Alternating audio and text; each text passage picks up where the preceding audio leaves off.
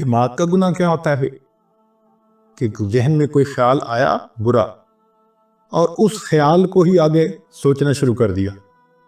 اگر وہ غیر محرم کا خیال ہے تو یہ دماغ کا زنا ہے، سوچ کا زنا ہے. اور اس میں نوجوان بچے اور بچیاں زیادہ ملوث ہوتے ہیں. شاید وہ اس کو گناہ ہی نہیں سمجھتے کیونکہ وہ سمجھتے ہیں دوسرا تو کوئی پاس ہے نہیں. اس کو فینٹیسی کہتے ہیں.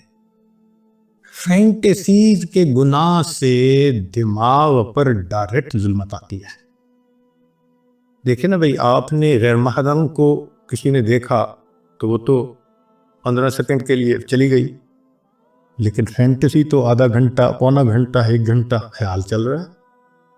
جتنی دیر غیر محرم کا پروسیس چل رہا ہے دماغ میں، اتنی دیر دل کے اوپر ظلمت آ رہی ہے. تصوف کے میدان میں فینٹیسی سب سے بڑا گناہ ہے جو دل کو سیاہ کرتا ہے. ہم برے خیال سے بچ نہیں سکتے، وہ آئے گا مگر ہم اس کو جھٹک تو سکتے ہیں نا. تو شریعت کہتی ہے کہ تم جھٹک دو.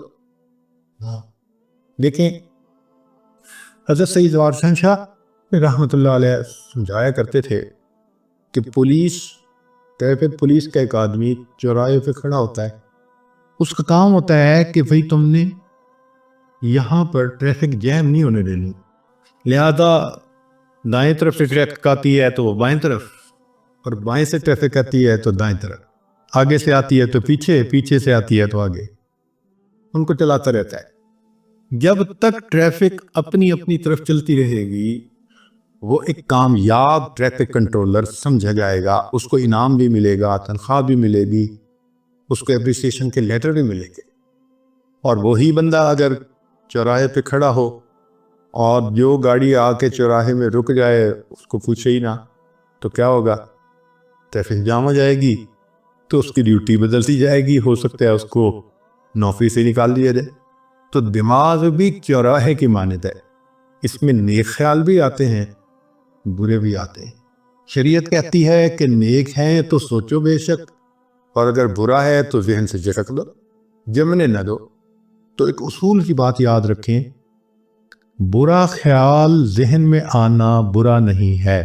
برا خیال ذہن میں آنا برا نہیں ہے، برے خیال کو دل میں لانا اور دل میں جمانا یہ برا ہے. بات سمجھ گئے؟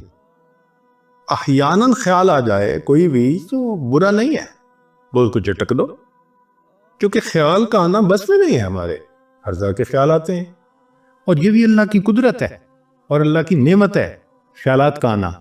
اچھا سوچیں، آپ کو بیوی نے کہا جی کہ مجھے افطاری کا سامان بنانا ہے، تو آپ ذرا بازار سے فلاں فلاں چیزیں لے آئے.